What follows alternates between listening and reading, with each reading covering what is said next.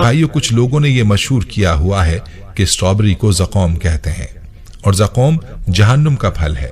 اس لیے اسٹرابری کھانا حرام ہے۔ یہ جہنم کا پھل ہے، اور جہنم کا پھل کیسے حلال ہو سکتا ہے؟ اسٹرابری کے بارے میں بات کرنے سے پہلے یہ سمجھنا ضروری ہے کہ زقوم کیا ہے، جس کا ذکر قرآن پاک میں بھی ملتا ہے اور جس کو جہنمیوں کی خوراک کہا گیا ہے۔ یاد رہے کہ جہنمیوں کی غذا کے بارے میں آتا ہے کہ ان کی غذا زقوم کا درخت ہوگا۔ زقوم ایک خاردار، کڑوا اور زہریلا پودا ہے جسے اردو لغات میں تھوہڑ یا ناگ پھن کا پودا لکھا گیا ہے۔ اردو لغات میں زقوم کے مختلف معنی ملتے ہیں، جن میں سے چند یہ ہیں: ایک قسم کا خاردار پودا، ایک درخت جس کا پھل دوزخیوں کو کھانے کو ملے گا،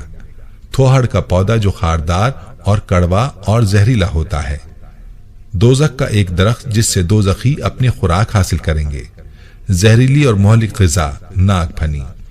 یاد رہے کہ یہ پودا ڈنٹھل دار ہے، برگ اور خاردار ہے، جبکہ اسٹرابری کا پودا ایسا بالکل بھی نہیں ہے۔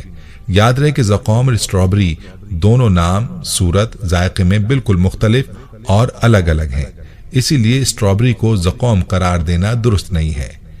اور ایک بات اور بھی آپ کو بتاتے چلیں کہ تھوہڑ، جس کا پھل کڑوا بھی ہوتا ہے، اس کا نام زقوم بھی ہے، لیکن اس کے باوجود بھی اس پھل کے حرام ہونے کی بھی کوئی دلیل موجود نہیں۔ تو اسٹرابری جو کہ میٹھا اور مزیدار پھل ہے اور اس کی کوئی دلیل بھی نہیں ہے کہ یہ زقوم ہے، تو یہ کیسے حرام ہو سکتا ہے؟ اور مزے کی بات تو یہ ہے کہ جہنم سزا کی جگہ ہے، اور سزا کی جگہ میں اسٹرابری جیسے میٹھے اور لذیذ پھل کا تصور کیسے کیا جا سکتا ہے؟ کوئی بے وقوف ہی ہوگا جو یہ کہے گا کہ جہنم میں اسٹرابری جیسے میٹھے پھل ہوں گے۔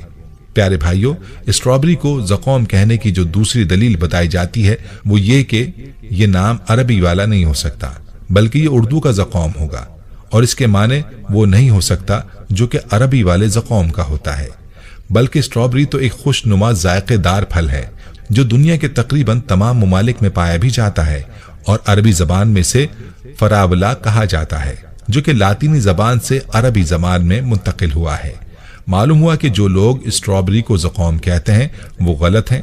اس کا عربی نام تو اس کے علاوہ ہے، یعنی فراولا ہے، تو اس کو جو لوگ زقوم کہتے ہیں وہ کسی اور زبان کا لفظ تو ہو سکتا ہے لیکن عربی کا نہیں، لہٰذا اس کا جہنم کا پھل ہونا کسی بھی شرعی اور لغوی دلیل سے ثابت نہیں ہے،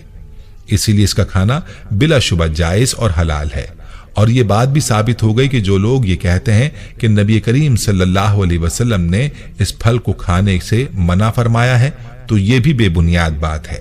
کیونکہ ایسا کوئی ذکر کسی شرعی دلیل سے ثابت نہیں ہے۔ پیارے بھائیوں، ساری گفتگو کا حاصل یہی ہے کہ اسٹرابری حرام نہیں بلکہ حلال ہے، اس کے کھانے میں کوئی حرج نہیں ہے، اسی لیے اس کو شوق سے کھائیں، کیونکہ یہ پھل دیکھنے میں جتنا خوبصورت ہے، جسمانی صحت کے لیے اتنا ہی فائدہ مند بھی ہے۔